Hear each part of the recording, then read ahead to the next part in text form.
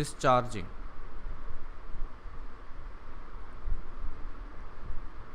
Of capacitor, discharging of capacitor. क्या हमें देखना है भैया चार्ज कैसे हो रहा है, हमें देखना है डिस्चार्ज कैसे हो रहा है। तो डिस्चार्ज के लिए देखा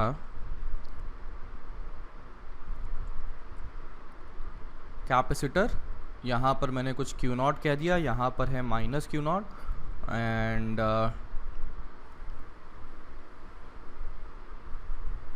ये रजिस्टर R है, और switch close at t equal to 0, यहाँ कैपेसिटेंस C कह दिया। तो लिखा है switch closed at t equal to 0।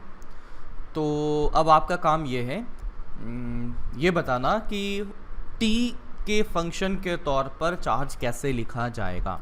ठीक है, तो मैंने इनिशियल तो बता दिया, ये क्या है, t इक्वल टू 0 पर ऐसा दिख रहा था, कनेक्ट किया t इक्वल टू 0 पर स्विच, एंड अब हम देखना चाहते हैं कि किसी जनरल टाइम t पर what is the charge on the capacitor.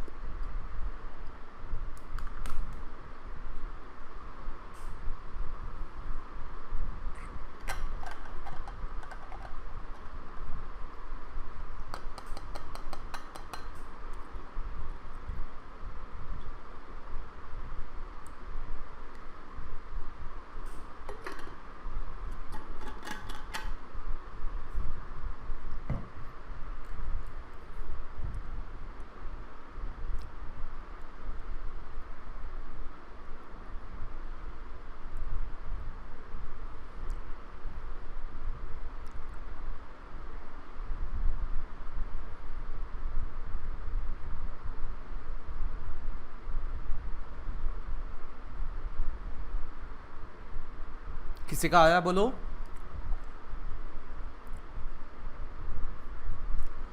Anyone?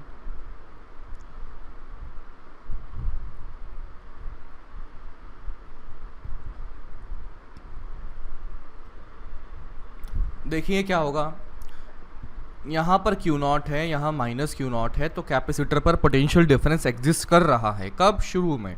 कितना पोटेंशियल डिफरेंस है बोलो कैपेसिटर के लिए? कैपेसिटर के लिए पोटेंशियल डिफरेंस कितना है? Q नॉट बाई सी। अच्छा, तो वो बता रहा है क्या बता रहा है, तो किसकी वैल्यू दिखा रहा है? Q की वैल्यू बताई, क्या बताई? Q is equal to Q not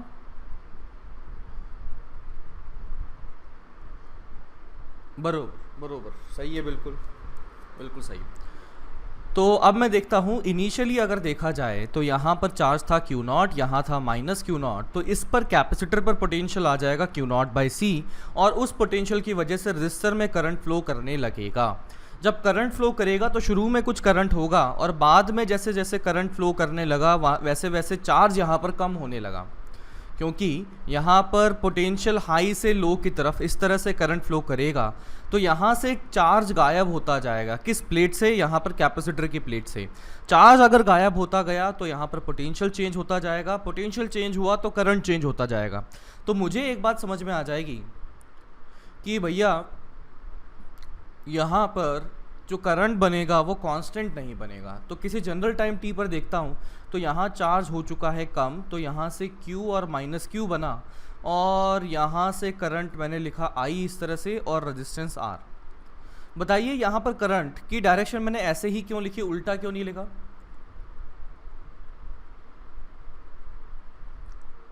अरे उल्टा का ही नहीं लिखा रे, ये जो करंट की डायरेक्शन है, बोलो। ये आप कह सकते हैं कि भैया पोटेंशियल यहाँ पर है पॉजिटिव, ये है नेगेटिव, और ये हायर पोटेंशियल है, तो इस तरह से करंट जाना चाहिए रजिस्टर में, हायर से लोअर की तरफ जाना चाहिए। नाउ हम बड़ी सिंपल पॉइंट से KVL लिख सकते हैं। KVL लिखा मैंने इस डायरेक्शन में, ऐसे घूमते हुए लिखता हूँ, तो क्या लिखा जाएगा बोलो? प्लस Q बाई सी कि minus Q by C? Plus Q by C, क्योंकि हम नेगेटिव से पॉजिटिव गए, पोटेंशियल बढ़ गया। फिर माइनस आई आर बराबर ज़ीरो। तो यहाँ से मेरे पास बना Q by C is equals to I into R. अच्छा बताइए I और Q में क्या संबंध होगा?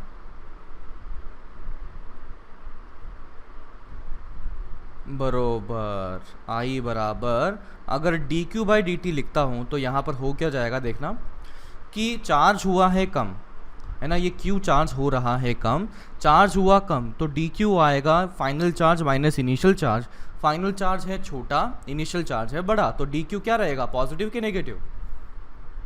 नेगेटिव रहेगा। तो अपने को करंट जो चाहिए वो तो पॉजिटिव चाहिए, तो मैं माइनस से मल्टीप्लाई कर दूंगा, तो इसके अंदर का माइनस और ये बाहर वाला माइनस एक दूसरे से मल्टीप्लाई होके पॉजिटिव हो जाएगा। तो इन दिस वे ये बन चुका है आई, मतलब क्या लिखें, ये बन चुका है Q by C is equals to minus of D Q by D T into R. तो यहाँ से आया D T upon R C, इधर आ गया इज इक्वल्स टू माइनस को भी लेफ्ट हैंड साइड ले जाता हूँ और ये आ गया डी क्यू अपॉन क्यू आ चुका है। इसका इंटीग्रेशन अगर किया जाए तो ये बन जाएगा minus of T by R C, और ये क्या बन जाएगा, एल एन ऑफ क्यू बन जाएगा। लिमिट्स कहाँ से कहाँ तक, क्यू नॉट से क्यू तक, किसी जनरल टाइम टी पर हम देखना चाहते हैं, और टाइम की लिमिट्स क्या हो जाएगी, ज़ीरो से लेकर टी तक हो जाएगी। तो यहाँ से बना minus T by R C is equals to L N of Q by Q naught. बाकी आगे की चीज़ यहाँ लिखता हूँ लेफ्ट हैंड साइड में। तो यहाँ से एल एन आ चुका है, तो एल एन को हटा दो तो कितना आ जाएगा, Q upon Q naught is equals to E power minus T upon R C.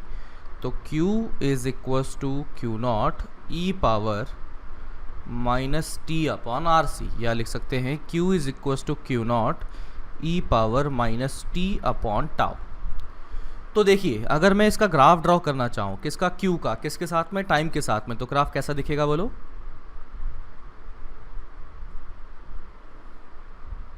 Decreasing graph दिखेगा। टाइम बढ़ता जाएगा तो ये e की पावर माइनस में बढ़ती जाएगी, e की पावर माइनस, इसका मतलब 1 अपॉन ई की वैल्यू बढ़ती जाएगी, तो वो इसको कम करता जाएगा। और इस ग्राफ को जो बना गया इसको कहा जाता है एक्सपोनेंशियल डिके का ग्राफ कहा जाता है ना। ये e की पावर की वजह से कम होता जा रहा है तो एक्सपोनेंशियल डिके का ग्राफ कहा जाता है। तो ये t इक्वल्स टू 0 पर चार्ज कितना रहा होगा, Q नॉट रहा होगा, और समय के साथ में ये कम होता गया। बताइए एक टाइम कांस्टेंट के बाद में कितना चार्ज बच गया होगा,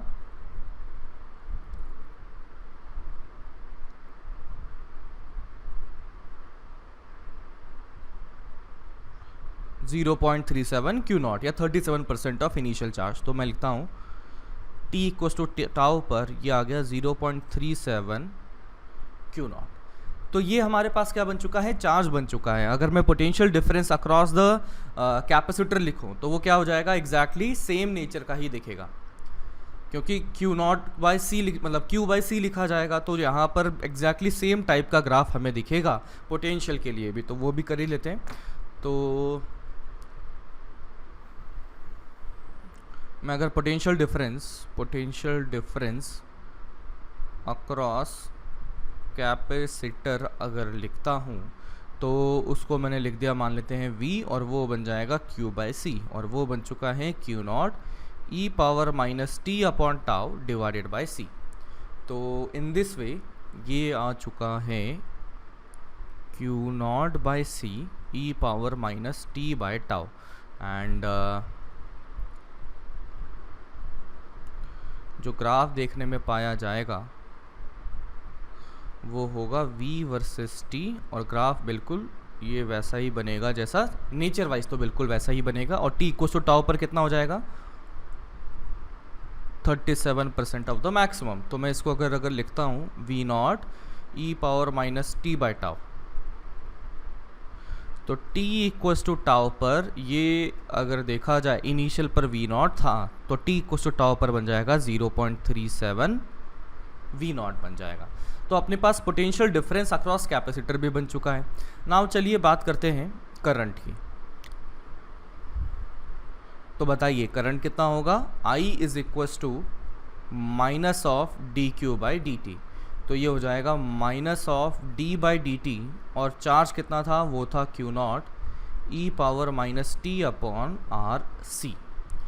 तो I की वैल्यू बनी, क्या बनी रे, माइनस ऑफ, माइनस तो बाहर रहने दो, क्यू नॉट तो कांस्टेंट था वो तो वैसा ही रहा, e power minus t by R C वैसा ही रहा, फिर चेन रूल की मदद से हमने लिख दिया minus of R one by R C. तो ये क्या बन जाएगा, ये आ जाएगा क्या बना रहे, ये Q naught by R C E power minus T upon R C.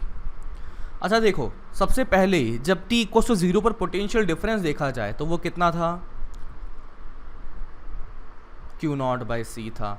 तो मैं देख रहा हूँ कि भैया बाद में जो करंट है वो क्या हो रहा है, कम होता जा रहा है। तो मैक्सिमम करंट यहाँ पर कितना फ्लो किया होगा, Q naught by R C flow किया होगा, Q naught by R C flow किया होगा। तो आई कैन से दैट कि ये जो चीज़ बन रही है ये क्यू नॉट बाय सी है, ये तो क्या बन गया, पोटेंशियल डिफरेंस इनिशियल वाला बन चुका है। तो ये V naught by C E power minus T upon R C, और इसको स्टाइल से अगर लिखना चाहें तो अपन आई नॉट लिख सकते हैं। आई नॉट मतलब क्या है, मैक्सिमम करंट जो यहाँ फ्लो किया, यानी कि टी इक्वल टू 0 पर जो करंट फ्लो करने वाला है। तो आई की वैल्यू बन चुकी है I naught E power minus T by R C. और अगर मैं ग्राफ खेलूं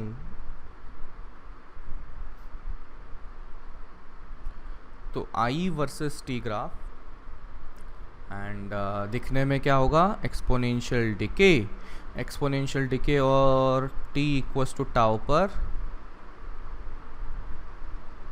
ये क्या 0.37 आई नॉट बन चुका है। तो in this way V naught by R रहेगा, है ना। वो चेक कर रहा था कि भाई कितने लोग जग रहे हो कि सो रहे हो कि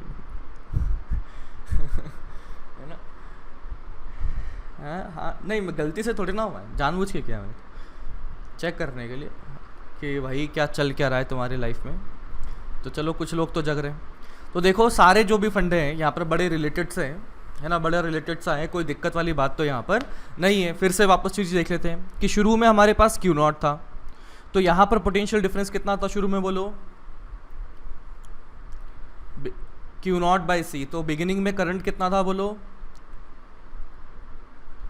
Q naught by R C. तो उसको मैंने आई नॉट लिख दिया। अब मैं देखता हूँ यहाँ से करंट फ्लो किया, तो बताइए यहाँ चार्ज की वैल्यू बढ़ी कि कम हुई, कम हो गई। तो पोटेंशियल डिफरेंस अक्रॉस कैपेसिटर कम हो गया, तो पोटेंशियल डिफरेंस अक्रॉस रजिस्टर, तो करंट अक्रॉस द रजिस्टर कम होने वाला है। तो मैं यहाँ पर किसी जनरल टाइम टी पर देखता हूँ, तो यहाँ पर चार्ज मैंने लिख लिया कि प्लस क्यू और माइनस क्यू। KVL लिखा तो Q by C minus I R बराबर 0। यहाँ से इंटीग्रेशन थोड़ा सा गेम खेला, तो यहाँ से फाइनली मेरे पास बना Q is equal to Q naught E power minus T upon tau. तो यहाँ से Q वर्सेस टाइम ग्राफ मेरे को एक्सपोनेंशियल डिके का दिखने वाला है। ठीक है, चलो बहुत ही बढ़िया। अब आगे बढ़ते हैं। मैं अगर चार्ज को देखता हूँ तो charge by capacitance, charge by C को अगर कर दिया जाए तो करंट पोटेंशियल डिफरेंस बन जाएगा। तो potential difference Q by C, और वो बन चुका है Q naught by C E power minus T by tau. तो ऐसा हो सकता है कि सवाल में इनिशियल चार्ज की जगह इनिशियल पोटेंशियल डिफरेंस दिया जा सकता है ना। ज़रूरी नहीं ना हमेशा क्यू नॉट ही दें, हो सकता है कभी सवाल में आपको वी नॉट दे दिया जाए कि भैया इस कैपेसिटर को हमने वी नॉट पोटेंशियल से चार्ज करके रखा हुआ है। तो ऐसा भी हो सकता है कि भाई वी नॉट दे दिया जाए, तो यहाँ पर अगर मैं इसके पोटेंशियल की वैल्यू लिखता हूँ तो वो लिखा जाएगा V naught E power minus T by tau. Charge आ गया, पोटेंशियल आ गया। अब खेलते हैं करंट का गेम। तो करंट की वैल्यू कितनी आ गई, I is equal to I naught E power minus T by tau. I naught क्या है, शुरू में बिगिनिंग में कितना करंट था, समझे क्या, नोट कर लिया क्या ये सब कुछ, ये कर लिया क्या।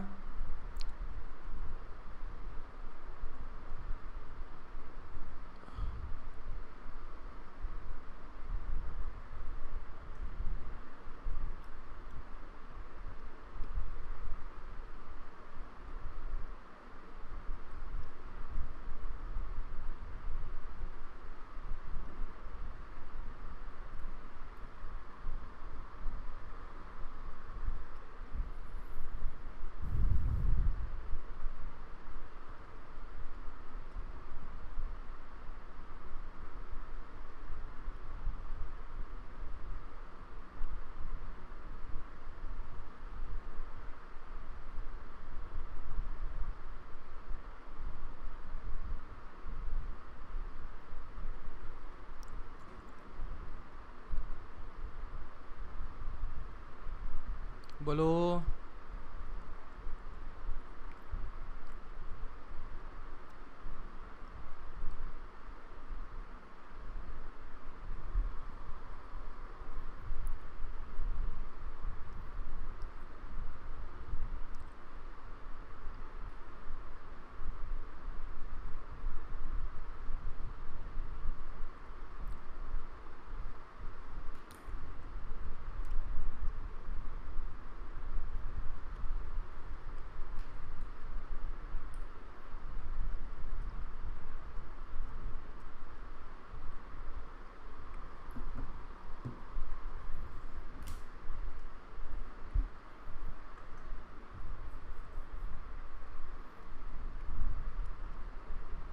डन।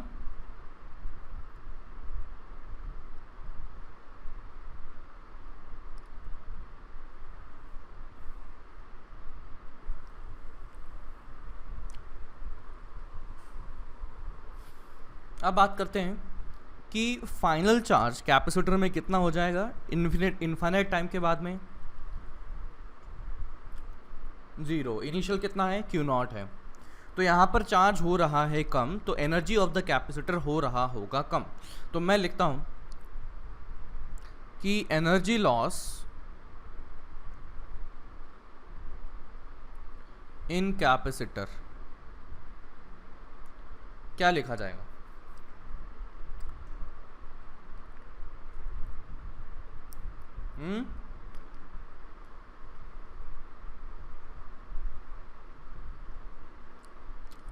ये लिखा जाएगा initial value minus final value. Loss always and always लिखा जाता है initial value and final value. इसका एग्जांपल दिया क्या मैंने आपको? स्वप्निल को तो 100 रुपये दिए थे, ऐसा कुछ बोला था क्या? हाँ, वो अभी नहीं दिए क्या? अरे बाबा, ऐसा समझो स्वप्निल को दिए 100 रुपये, अब और स्वप्निल 100 रुपये लेके भाग गया, है ना? हाँ, तो मेरा लॉस कितना हुआ? 100 रुपये का हुआ। तो इसका मतलब क्या किया? 100 माइनस 0 किया मैंने, तो initial value minus final value किया। तो इनिशियल वैल्यू कितना था? Q naught square by 2c। Final value कितना था जब स्टेडी स्टेट मतलब t इक्वल्स टू इन्फिनिट हो गया? तो 0 आ चुका है, यानी कि ये लॉस हो चुका है Q naught square by 2c। Now मैं देखना चाहता हूँ कि जो हीट में कन्वर्ट हुआ होगा, हीट लॉस इन रजिस्टर, ये कितना हुआ होगा? ठीक है, हीट लॉस इन रजिस्टर कितना हुआ होगा?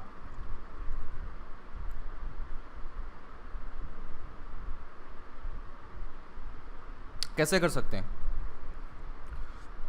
ये लिखा जाएगा आई स्क्वायर आर, ये तो पावर बनी, साथ में डी टी मल्टीप्लाई कर दिया। टाइम लिमिट्स कहाँ से कहाँ तक?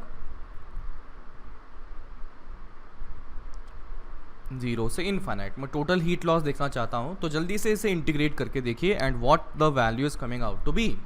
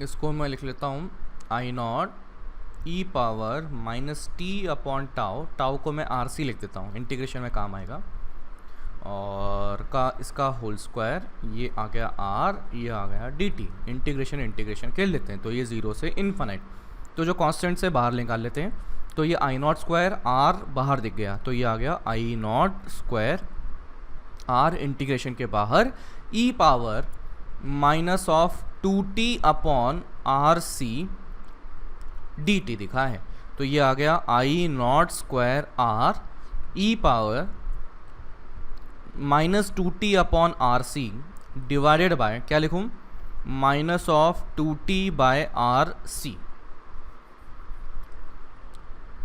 Sorry minus 2 upon R C बन जाएगा, और इसकी ये थोड़ा सा सिंप्लीफाई कर लें, तो ये कितना आ गया रे, I naught square R square C E power by 2 भी है, e power minus 2t upon R C, limits zero से, माइनस भी है बाहर, ज़ीरो से इनफाइनाइट तक, तो यहाँ से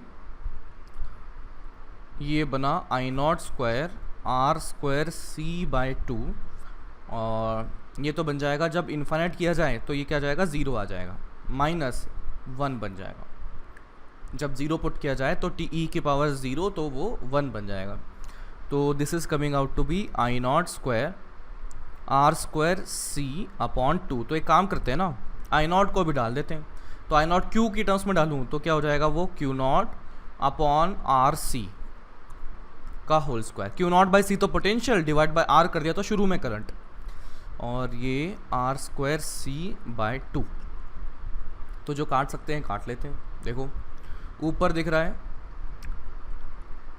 आर स्क्वायर, नीचे दिख रहा है आर स्क्वायर, काट दिया, बाकी ऊपर दिखा मुझे क्यू नॉट स्क्वायर और नीचे मुझे दिख रहा है 2c, तो हीट लॉस इन रजिस्टर जो देखा, हीट लॉस इन रजिस्टर आ चुका है Q naught square by 2c। अच्छा, कैपेसिटर से कितना गया था बताओ, हीट मतलब एनर्जी कितना गायब हुआ था, Q naught square by 2c, और रजिस्टर में कितना पहुंचा, Q naught square by 2c। इसका मतलब सारी की सारी एनर्जी जो हमारी कैपेसिटर ने दी, सारी घूमते हुए कहाँ पहुंच चुकी है, रजिस्टर के पास पहुंची, उसने उसे ख़त्म कर दिया, हीट में कन्वर्ट कर दिया। तो मैं क्या देखना चाहता हूँ, आपसे सवाल पूछता हूँ कि हमने जब ऐसा वाला सवाल किया था, लाइक व्हाट डू यू से, ये बैटरी लेकर इस तरह से मैंने करी थी, ये बैटरी ई और ये सी, तो जब यहाँ पर किया था, यहाँ पर एक लॉस हुआ था, कितना लॉस हुआ था, हाफ सी ई स्क्वायर का लॉस हुआ था, याद आ रहा है क्या, और वो लॉस किस वजह से हुआ था,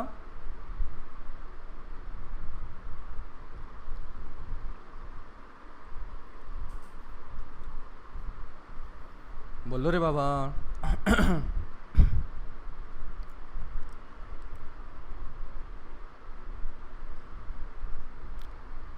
एक्सेलरेटेड चार्जेस हमारे को एनर्जी रेडिएट करते हैं, इसमें ईएम वेव इमिट करते हैं, याद आया ये बात। But on the other hand अगर मैं इसकी बात करता हूँ तो क्या ये ईएम वेव में रेडिएशन निकला है, क्या ये नहीं निकला, ये तो किस में गया है, रजिस्टर में हीट लॉस हुआ है। तो ऐसा क्यों हुआ कि सर आपने यहाँ का एक्सप्लेनेशन अलग और यहाँ का एक्सप्लेनेशन अलग,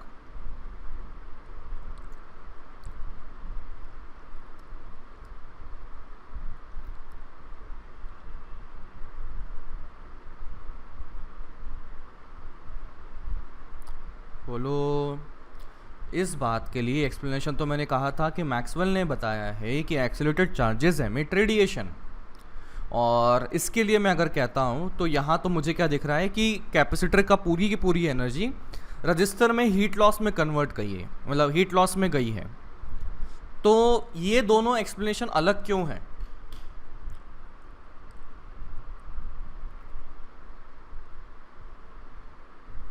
बोलो रे बाबा।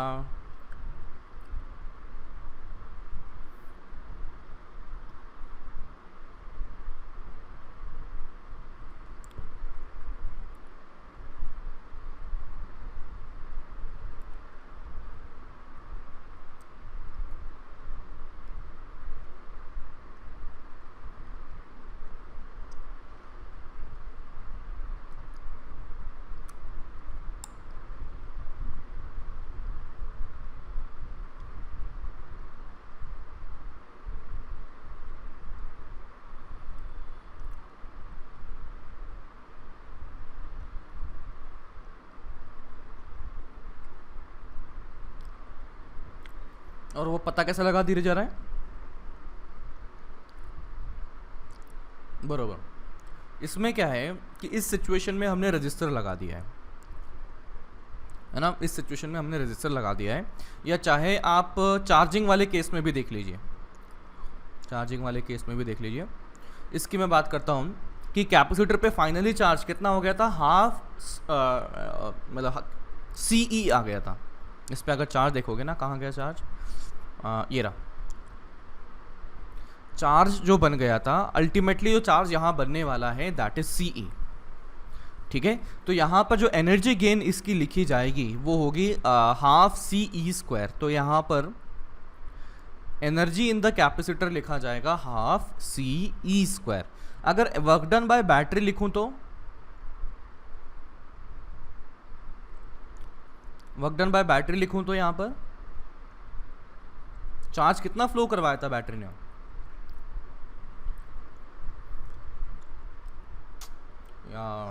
CE करवाया था। तो वर्क डन बाय बैटरी कितना हो जाएगा, चार्ज फ्लोन इनटू पोटेंशियल यानी कि CE²। तो यहाँ पर मैं एनर्जी लॉस कहता हूँ। देखो ये तो किस में हो गई, कैपेसिटर में स्टोर हो गई। बैटरी ने दी कितनी थी, इतनी थी। तो मैं अगर लॉस की बात करूँ तो वो कितना हो जाएगा, CE minus half CE², CE² minus half CE² यानी कितना आ गया 1/2 CE²। तो ये जो लॉस है,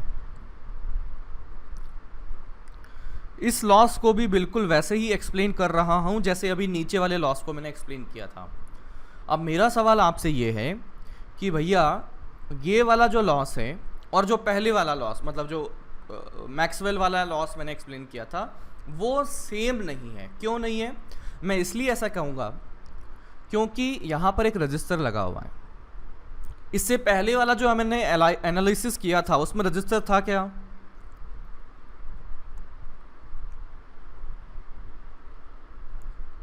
नहीं था, उसमें सिर्फ और सिर्फ बैटरी और कैपेसिटर था। तो जैसे ही सर्किट हमने उसमें कनेक्ट किया, जैसे कि इस डायग्राम की बात कर रहा हूँ, ये है, जैसे ही हमने कैपेसिटर और बैटरी को कनेक्ट किया तो सडनली यहाँ पर पोटेंशियल डिफरेंस बना और सडनली खूब सारा चार्ज यहाँ से फ्लो करके गया होगा। और सडनली यहाँ पर फ्लो करके गया, दैट मीन्स काफ़ी एक्सेलरेटेड, एकदम बर्स्ट ऑफ चार्ज हुआ होगा, एक्सेलरेटेड फॉर्म में चार्ज मूव किया होगा।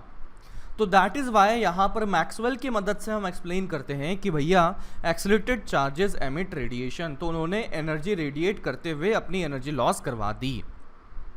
ऑन दी अदर हैंड मैं अगर इसकी बात करता हूँ तो t=0 पर बताइए what is the potential difference across the capacitor.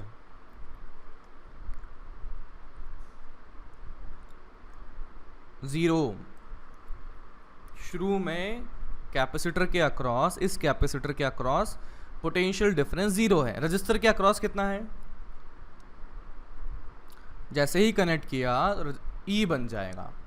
इसका मतलब इवन दो हमने बैटरी को यहाँ कनेक्ट कर दिया है, जोड़ने के बावजूद भी यहाँ पर एकदम से कैपेसिटर पर पोटेंशियल E नहीं बना है। और अगर आप इक्वेशन को देखें तो वो E की वैल्यू यानी कि potential difference across the capacitor धीरे धीरे चेंज हुआ है। और यहाँ पर रजिस्टर होने की वजह से ये सारी प्रोसेस हो रही है। जो हमने पहले देखा था उसमें रजिस्टर एब्सेंट था, 0 था रजिस्टर, पहले वाले में रजिस्टर 0 था। That's why accelerated charges present थे, दैट्स वाई एक्सेलरेटेड चार्जेस की वजह से एनर्जी रेडिएशन हो रहे थे। बट इस सिचुएशन में रजिस्टर होने की वजह से सडन चेंजेस नहीं होने वाले हैं पोटेंशियल डिफरेंस अक्रॉस कैपेसिटर या चार्ज अक्रॉस कैपेसिटर में। इसका मतलब चार्ज एकदम धीरे धीरे फ्लो करेगा। इसका मतलब ये आसानी से जाएगा, इसमें कोई ऐसा एक्सेलरेटेड सिचुएशन में नहीं होने वाला। क्या समझ में आया डिफरेंस क्या हुआ दोनों में?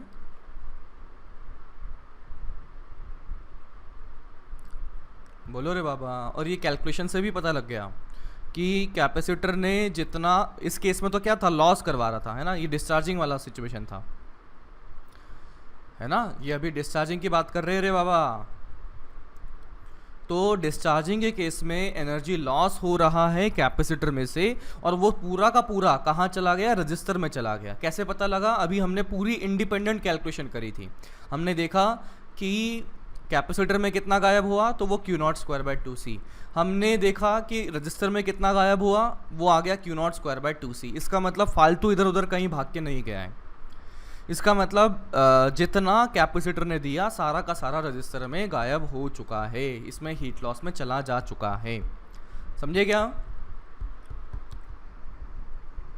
ओके, नोट कर लिया क्या ये? अरे बोलो रे बाबा। Done. Next.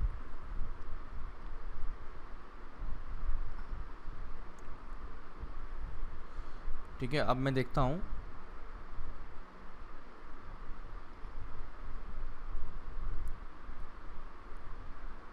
Combination of registers. तो ये रहा अपना कैपेसिटर जिससे पहले क्यू नॉट और ये माइनस क्यू नॉट से चार्ज है, और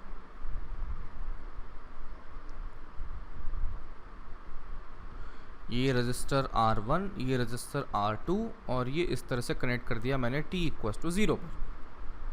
कैपेसिटर है C। तो सबसे पहले तो मैं देखता हूँ सीरीज कॉम्बिनेशन।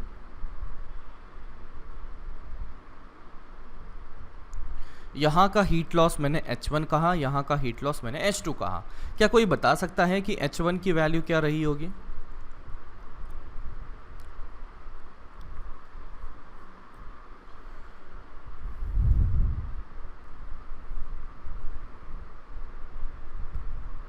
बोलो। ये बना Q naught square by two C. ठीक है, फिर आगे क्या है?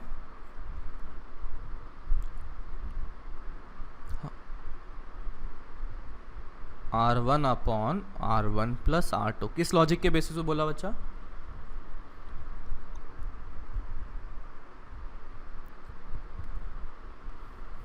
किस फंडे के बेसिस पर बोला? ये सही है कि गलत है?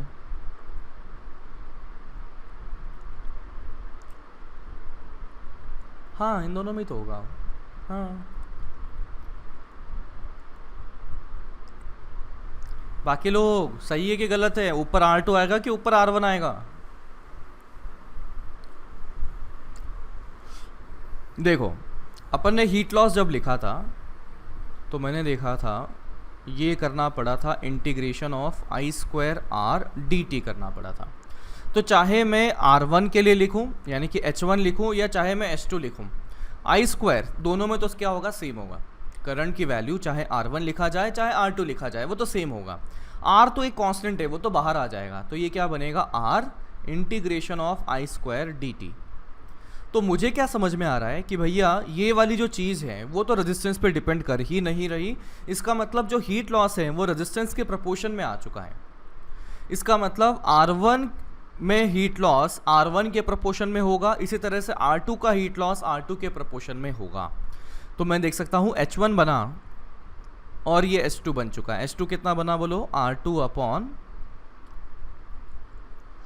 Into Q naught square by two C. Total heat loss का कुछ पोर्शन H1 में गया होगा, कुछ पोर्शन H2 में गया होगा, और हमने देख लिया कि वो रेजिस्टेंस पे डिपेंड कर रहा है, तो उसी रेशियो में हमने इस तरह से बांट दिया। डन? ठीक है, नोट कर लीजिए।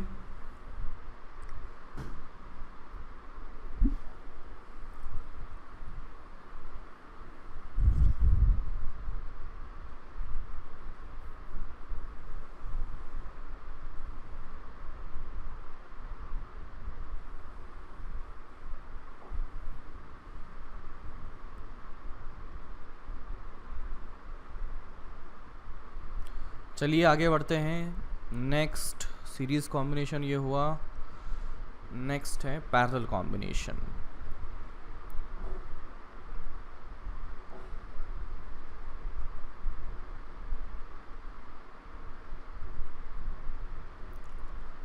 तो ये रहा रेजिस्टेंस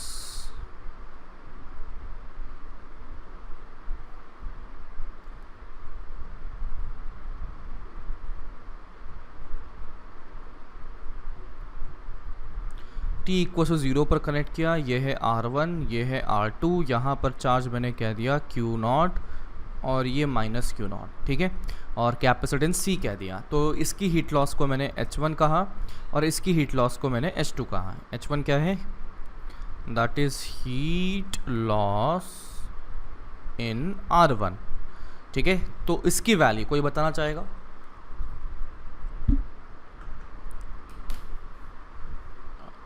श्योर है? करंट दोनों में सेम नहीं है इस बार।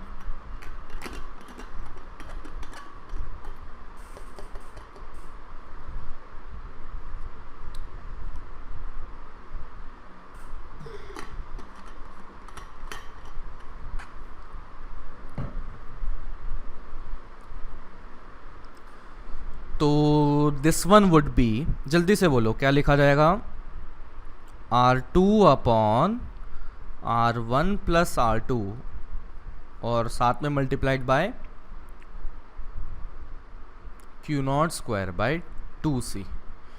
ये कैसे पता लगा यार? देख सकते हो, H1 अगर लिखना है तो इंटीग्रेट करना पड़ेगा। कैसे इंटीग्रेट करना पड़ेगा? पोटेंशियल डिफरेंस इसका मैं अगर लिखता हूँ तो वो V स्क्वायर बाय R1 और ये dt, ये तो पावर लिखा ना V स्क्वायर बाय R1, फिर dt से मल्टीप्लाइड किया तो हीट आ गया और इंटीग्रेट करेंगे 0 से इन्फिनिटी तक। अगर मैं H2 लिखता हूँ तो ये क्या आ जाएगा? इंटीग्रेशन 0 से infinity V square by R2 dt। तो आपको क्या समझ में आ रहा है कि यार यहाँ पर V स्क्वायर dt ये ऊपर वाली चीज़ें तो दोनों में कॉमन है ना, ऊपर वाली चीज़ें तो दोनों में कॉमन है। तो मुझे क्या समझ में आया कि H1 is inversely proportional to R1, इसी तरह से H2 is inversely proportional to R2, ठीक है, इन्वर्सली प्रोपोर्शनल टू R2। तो यहाँ से अगर मैं देखता हूँ टोटल हीट लॉस है Q0 स्क्वायर बाय 2C, तो इस तरीके से H1 बन चुका है। H2 की बात करें तो that is heat loss in R2 and that is equals to R1 upon R1 plus R2 Q0 square by 2C। तो इन दिस वे हम लिख सकते हैं कि भैया हमारा कैपेसिटर में जो हीट लॉस हुआ है उसका कितना पोर्शन कहाँ गया होगा, चाहे हम बात करें सीरीज कॉम्बिनेशन की, चाहे हम बात करें पैरेलल कॉम्बिनेशन की। समझ में आता है क्या? बोलो यार, बाकी लोग ऐसे शांत बैठे रहते हो रे रोज के रोज, कितना बार तो मैं बोलूँ? अरे समझ में आया क्या?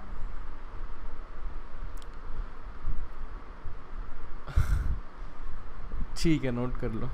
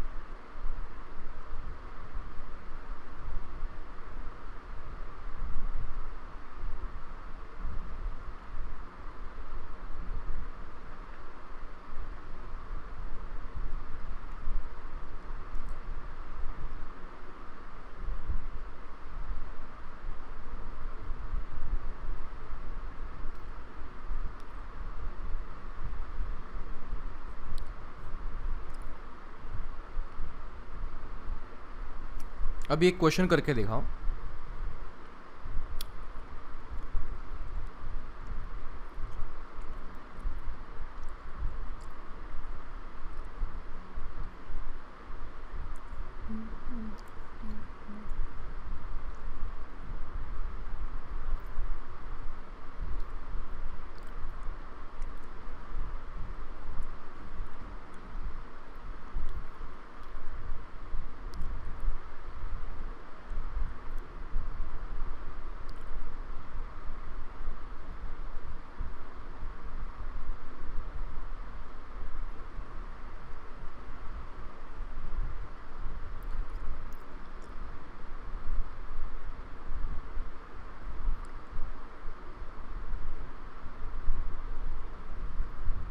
ठीक है, इस तरह से अपना सर्किट है।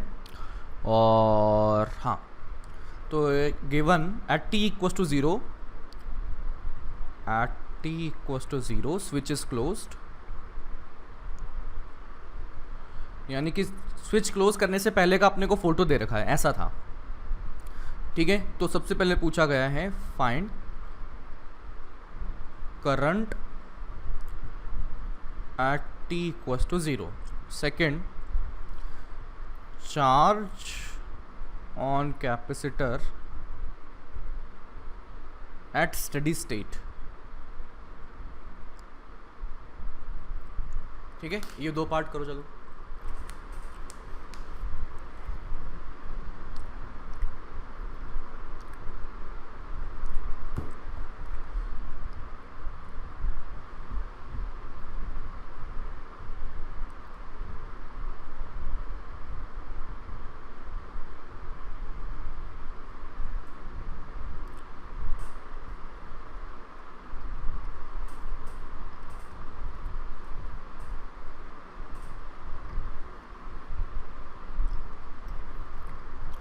और तुम लोग नहा धो के बैठते हो कि नहीं बैठते पढ़ने के लिए? नहा धो के बैठते हो कि नहीं बैठते?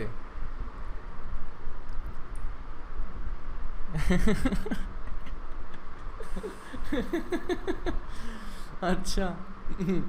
अरे तो यार ऐसा मत करो यार, ऐसे चुपचाप बैठे रहते हो, मेरे को बड़ा बुरा लग रहा है। हाँ थोड़ा। अरे बुरा काहे नहीं माने रे गधा, एकदम शांत एनर्जी से बैठे रहते हो, एनर्जी डाउन हो जाती है क्लास की। बताओ इसका, जल्दी बताओ। अच्छा बेटा। अभी उसके बाद में, अभी जोक के बाद में, फिर जब जोक की आदत हो जाएगी कि फिर बीच में बोलोगे सर एक गाना भी गा के सुना दिया करो, है ना? सुना तो दिया डिस्कशन क्लास में, सुना दिया था बाबा।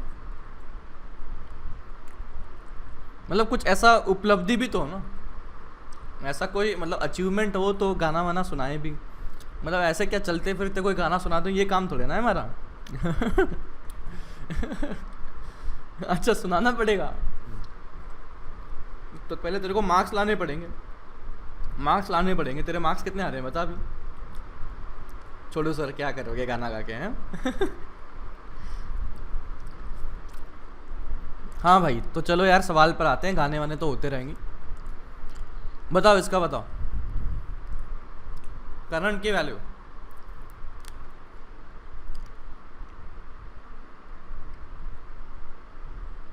Direction clockwise anti clockwise, correct correct. और charge on the capacitor at the steady state.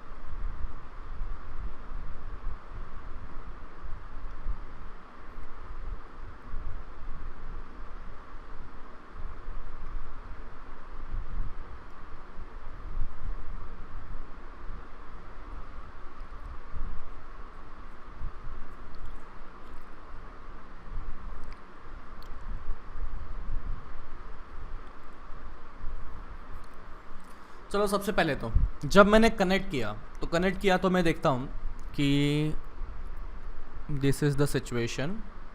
और अनचार्ज कैपेसिटर मैं देख सकता हूँ कि it behaves like a conducting wire. तो सर्किट में जो दिखेगा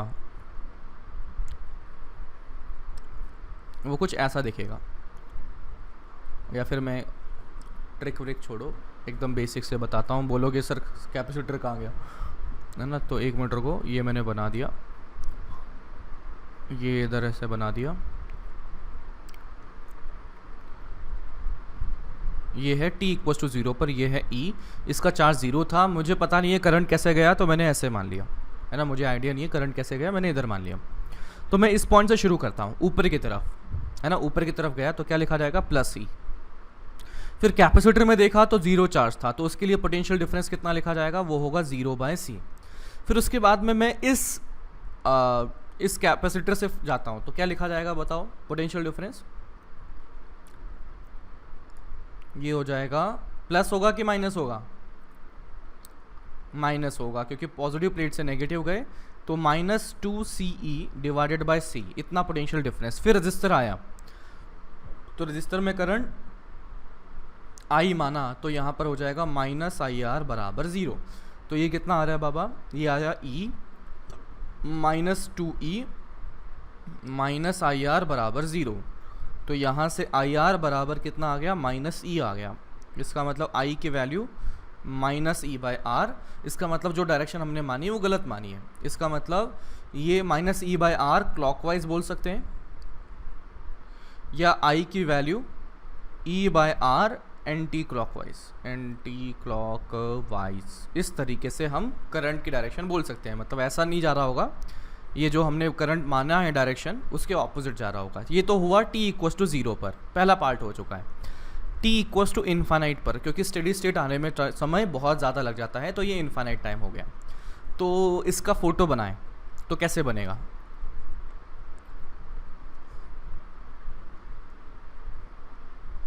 करंट कितना होगा स्टेडी स्टेट पर? 0 होने वाला है,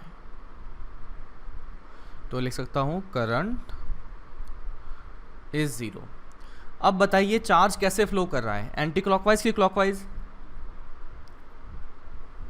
एंटी क्लॉकवाइज। तो यहाँ से मैं लिख सकता हूँ, पहले यहाँ पर 2CE चार्ज था, करंट इस तरह से जा रहा है, तो इसकी वजह से कुछ चार्ज फ्लो किया होगा, तो x इधर मान लिया, तो मैंने वहाँ से कह सकता हूँ कि यहाँ पर 2CE - x चार्ज हो चुका होगा। इधर x आया, तो इसका मतलब यहाँ पर x आया होगा, यहाँ -x आया होगा, यहाँ -x आया, दैट मीन्स यहाँ पर -2CE - x, इस तरह से चार्ज बना होगा। फिर से KVL की इक्वेशन लिख लेते हैं इस तरह से, यहाँ से शुरू किया। अब तुम लोग बताओगे क्या लिखें?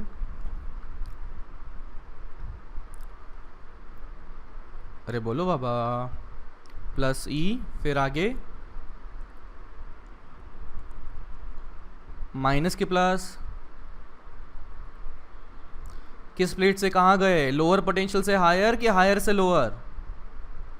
लोअर से हायर, तो पोटेंशियल बढ़ा, तो x/c पोटेंशियल बढ़ चुका है। फिर उसके बाद ये वाला कैपेसिटर आया, इसके लिए क्या करें बोलो?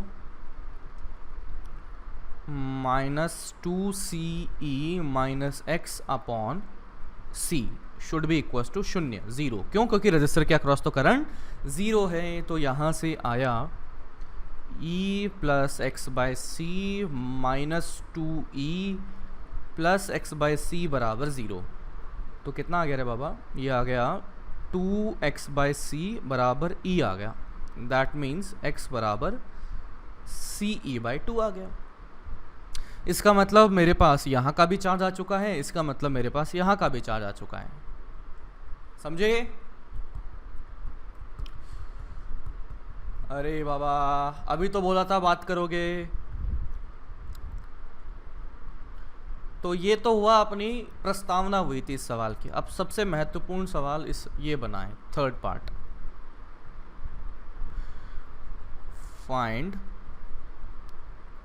Charge on both capacitor as a function of time. ठीक है ना? अभी तक तो बस गेम खेल रहे थे छोटे छोटे से, अब ये करके दिखाओ। ठीक है ना? तो ये अपन ने कर लिया, नोट कर लो जल्दी से। And next question is this one.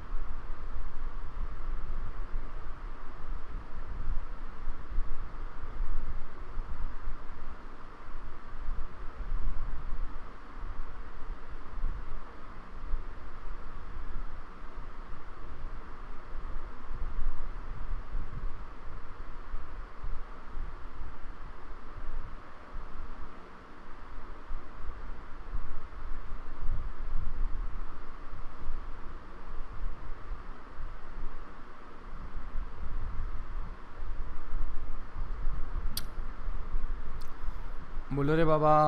हम्म।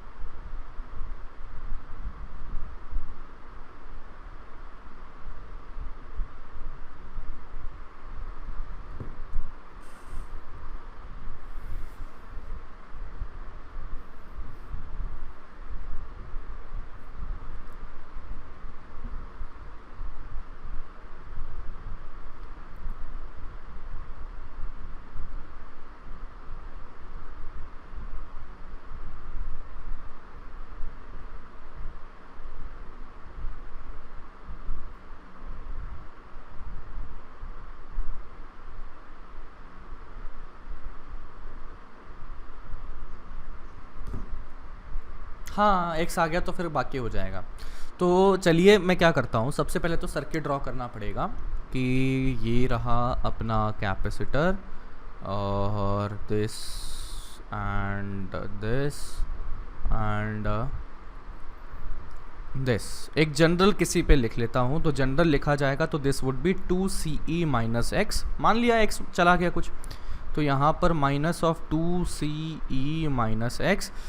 ये रजिस्टर R था, इधर करंट I फ्लो कर रहा था, यहाँ पर कुछ चार्ज आ गया X, इधर आ गया माइनस एक्स, यहाँ पर E था। तो कहाँ से शुरू करें, अपन गेम करते हैं, ऐसा लिख लेते हैं। इस पॉइंट से मैं KVL लिखना शुरू करता हूँ। तो मैं नेगेटिव से पॉजिटिव प्लेट पर गया तो ऊपर का पोटेंशियल क्या हो जाएगा, बढ़ जाएगा। तो वो लिखा जाएगा 2CE माइनस एक्स बाई सी। इतना पोटेंशियल बढ़ चुका है। फिर यहाँ से x वाला पोटेंशियल, x चार्ज वाला पोटेंशियल मिला तो क्या मिले, लिखेंगे बोलो, माइनस एक्स बाई सी। फिर बैटरी मिली तो माइनस आई आर। फिर रजिस्टर मिला तो माइनस ई और माइनस आई आर बराबर 0। अब इंटीग्रेशन करने के लिए मुझे कुछ D Q by D T वगैरह कुछ करना पड़ेगा। तो बताओ आई और एक्स में संबंध कोई बता सकता है क्या? I is equals to D X by D T. I is equals to D X by D T. इसके बाद क्लास होती है क्या तुम लोगों की? मैथ्स वाली क्लास होती है ना? अच्छा, तो एक काम करो, इसमें अभी थोड़ा लंबा जाएगा, मैं कंक्लूड भी करना चाहता हूँ, इसको 10-15 मिनट लगेंगे। एक काम करो, इसको अभी कर लो, खुद से कर लेना, और कल अपन बात करेंगे इस बारे में, ठीक है ना? इसको सॉल्व कर लीजिएगा, आई की value D X by D T use कीजिए। एंड अच्छा, एक और चीज़, आज डिस्कशन रखना है ना 11:15 डिस्कशन है ना? हेलो हेलो हेलो, डिस्कशन है कि नहीं? फाइनल बताओ। ठीक ठीक ठीक। तो अपना कितनी बजे क्लास ख़त्म होगी तुम्हारी? 11:30 और है ना 11:30, ठीक है। 11 की 11, 11:30, 11 ना, तो ठीक है। मेरी क्या है 11:15 पर क्लास ख़त्म होगी, तो अपनी यहाँ पर क्लास शुरू अपन कर लेंगे 11:15 पर, ओके? तो 11:15 today we will be having discussion class. Okay बच्चा, चलो बाय बाय।